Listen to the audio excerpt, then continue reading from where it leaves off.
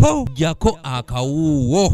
Ffe twebuuza lwaki kati ng'obudde buggwayo. Mu lukuŋŋaana lwa bannamawulire olutuuziddwa ku Speak Hotel mu Kampala, abavubuka bano mwe basinzidde okulaga obutali bumativu bwabwe ku nnongoosereza mu mateeka agafuga ebyokulonda agali mu Paalamenti, nga gano bagamba nti okusinziira nga bwe bamanyi ababaka ba wano essaawa yonna baali gayisa. Emabegako awo tubadde tulaninga hashtag gye bayita tubaguddemu. Mu butuufu twabaguddemu, ebiwandiiko bye mulaba maaso gaffe bino ze bills ezigenda maaso mu Paalamenti.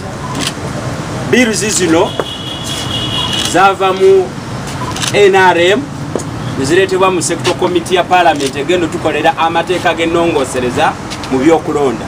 Ne tweraliikirira nga bannansi nti ku mulundi guno tulekeddwa bbali ng'amateeka gano agatukwatako ennyo gakolebwa. Agamu kwago aganokoddwayo ng'agayinza okuvaako kalumanywera kwe kuli ery'okwongeza ensimbi ez'okwewandiisa ez'abaneesimbawo ku ntebe y'obubaka bwa Paalamenti okuva ku bukadde 3 okutuuka ku bukadde 10 nga kw'otadde n'abaneesimbawo ku bwa kansala okubongeza paka ku bukadde 3. Okusookera ddala tuzze okuddamu ekibuuzo ekinene kye mbadde mwebuuza abamugundu nga kizze kitambula ku bintu by'amawulire naddala social media ekyatubaguddemu.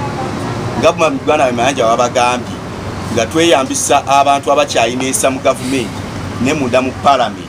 Twategeddeko nti gavumenti eteekateeka okuleeta ennongoosereza mu byokulonda bya Uganda ezo zitabasabibwa bannayuganda. Bukenya Alex okuva mu kibiina ki Concerned Citizen agamba nti okwongeza ensimbi ez'okwesimbawo kigendereddwamu kugoba abavubuka mu byabufuzi olwo bo beekuumire mu bifo byabwe. Politics ow'ensimbi tusuubira nti kyekiseera akolebweko atya nga mumaze okugamba nti buli mukiise yenna agenda okwesimbawo ajja kwanjulanga ebyobugagga bwe era nawa gyagenda okujja ssente zagenda okukozesa mu kalulu.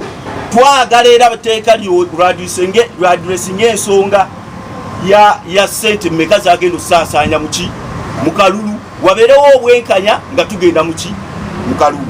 Ebbago eddala erinokoddwayo lyeryo eryagala okutangira omuntu atalina kibiina kwesimbawo era nga liwebba etwoyo yekka waakiri awezezza omwaka mu kibiina okwesimbawo nga lino nalyo abavubuka bano balisambaze. Etteeka eddala erirabika nga siri abannayuganda kwe kugamba nti ba independents bajja kukola ki kukkirizibwa kwesimbawo kubanga ekiseera kyo kiweddeyo ekyaki ekyokulonda nga wetwogerera olwaleero etteeka lino balyongeddeyo emyezi emeka 3.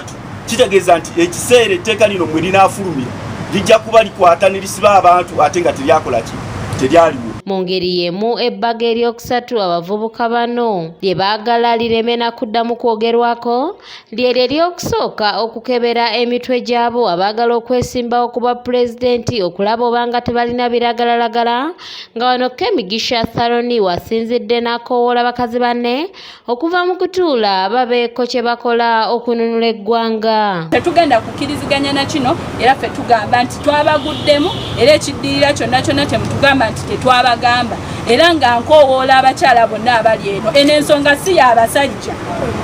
Abakyala bangi bali bamanyi nti ku kuteeseza kw'eggwanga okutebenkala emirembe erina bbeera nsonga y'abasajja. Nedda mwerimba tusitukire wamu tulabe nga tutebenkeza eggwanga lyaffe nga tulijja mu mikono gy'abamusibiramuttwa. Bano era bawakanyizza ekiragiro ky'ekitongole ekiwoozi ky'omusolo ekya Uganda Revenue Authority bwe kyavuddeyo ne kitegeeza nti buli muntu yenna okukkirizibwa okwesimbawo alina okuba nga azze nga asasula omusolo gwe mu bujjuvu ate nga tabanjibwa. Ne byonna byonna bye bajjamu omusolo chairman LC wano yamanyi gye biri.